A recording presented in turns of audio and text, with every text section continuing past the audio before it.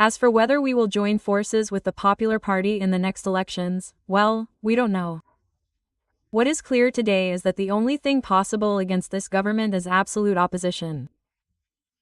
There is no room for any kind of rapprochement, no room for any kind of understanding, and that is precisely what the Popular Party seems to be doing with all those meetings, with those pacts and, without going any further, with the presidential conference. So, what is clear is that if the Popular Party does not change its attitude and breaks all agreements with the Socialist Party, also in the European Parliament, then we will not be able to form an alternative. And as long as the Popular Party continues to be embarrassed by the photo with Vox, we will have Sanchez for a while, right? What we believe is that, well, perhaps with the desire to win over some kind of electorate, they copy us in some things, but then the reality is that they act like the Socialist Party in many things. So, you can't talk like Vox and act like the Socialist Party. And what we ask of them in any case is consistency. And if we are truly facing a mafia, then this government must be treated like a mafia. It is not worth saying that they are a criminal gang, sitting down with Sanchez and then demonstrating against that mafia. So, what we ask for, which I believe is also what his own voters will ask of him, and we are not going to get involved in that, is consistency. We have always been consistent. We may like them more, we may like them less, but we have always said from the beginning that the worst of Sanchez was yet to come, and that is why there was no room for any kind of rapprochement with this government or its partners. Well, this is a party event. The Popular Party has called a rally where Feiju will probably speak, as will members of the Popular Party, and just as they do not attend Vox rallies, we are not going to attend a Popular Party event. But if the Popular Party wants us to demonstrate together, which in fact we have already done on occasion, what it has to do is stop trying to reach any rapprochement with the Socialist Party and break the agreements they have in the European Parliament and in Spain.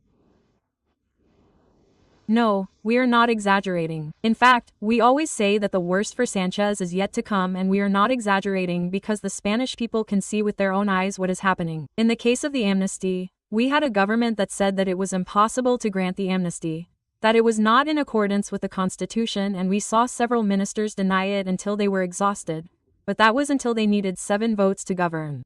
And when they needed the 7 votes of a fugitive to govern, that is why we say that this government is illegitimate, because it has been built on crime, and it is a government that will be legal, but in any case it is illegitimate. And when we have seen all that, we have seen the ministers deny the possibility of an amnesty, just as they denied the possibility of pardons, just as they denied the possibility of suppressing sedition. But in order to stay in power, they made a pact with the separatists, and now we have an amnesty that was previously illegal. But after needing those 7 votes, it magically becomes perfectly acceptable and illegal. And there is the Constitutional Court at the service of the Socialist Party to say that what was previously impossible is now not only perfectly possible, but is also being done for the sake of coexistence. The Popular Party and the Socialist Party have divided up the institutions that should have been neutral in order to serve all Spaniards equally. And the Popular Party voted in favor of placing Conde Pumpido at the head of the Constitutional Court, thinking that it would benefit them at one time or another. And what they did not realize is that they were leading the Spanish people down a dead end. And now what we see is that the main counterweights to the unlimited power that Sanchez seeks are completely anesthetized and colonized by the two-party system.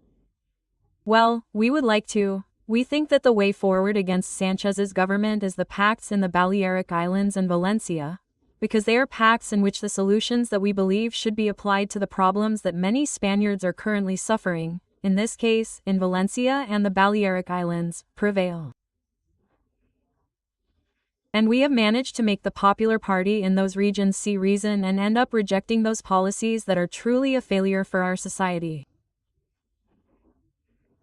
We have managed to completely isolate green policies, to reject the 2030 Agenda, to reject the Green Pact, to protect our productive sector, farmers, ranchers, fishermen. We have managed to reduce taxes, we have managed to cut unnecessary political spending that did not result in any well-being for the Spanish people. We have ensured that the money of the Spanish people is used for what truly matters and, in those cases where it is clearly possible, that the money stays in the pockets of the Spanish people. We have cut ideological spending. We have managed to reject open-door policies that are causing insecurity, a deterioration of our public services, our neighborhoods, our streets, but are also having very perverse effects on our economy, and all of this is being done thanks to Vox. Well, it does not surprise us, and anyone who is surprised is that they have not fully gotten to know Sanchez or the Spanish government. One of the first things Sanchez said in his inauguration speech was that a wall had to be built against the opposition, and this was clearly not said figuratively. The government has a firm intention of going against anyone who makes it uncomfortable, and that includes the opposition, as well as ordinary anonymous citizens who dare to dissent or criticize the government publicly. Journalists have been attacked, judges have been defamed, and now they're going after the civil guard. So, they, the Spanish government, want to give them their job if they can put a stop to it, because the Spanish government is an immense patronage network where the narrative must be imposed and anyone who criticizes or differs from it must be prosecuted, and especially all those of us who oppose their policies. That's how the mafia works. In other words, here we have a person with an urgent need to obtain immunity in order to try to delay justice as much as possible. Because, well, this person may be involved in all those crimes for which the brother of the president of the government is accused, and in order to obtain express immunity, they have been able to remove 5 people who were on the lists, including an elected deputy. And that's how the mafia works. I need to get my vote, so I'll get you out of the way. I'll give you a position somewhere else so you can shut up. That's how the Socialist Party acts. This government needs to be thrown out as soon as possible. Elections need to be forced, and that's done with total and frontal opposition. Well, what I can tell you is that if those vice presidents were from Vox, they would never sit down with Sanchez. And what we expect is the same thing that always happens. We all know how that meeting is going to end, but the Popular Party doesn't seem to get it.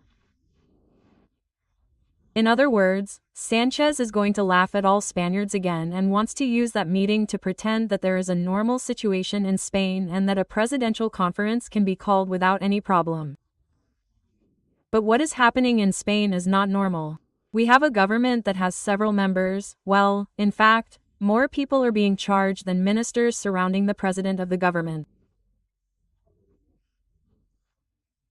A president of the government whose wife and brother are under indictment, who maintains an indicted attorney general and who, with total impunity, dares to use institutions in broad daylight for their own benefit and without any shame.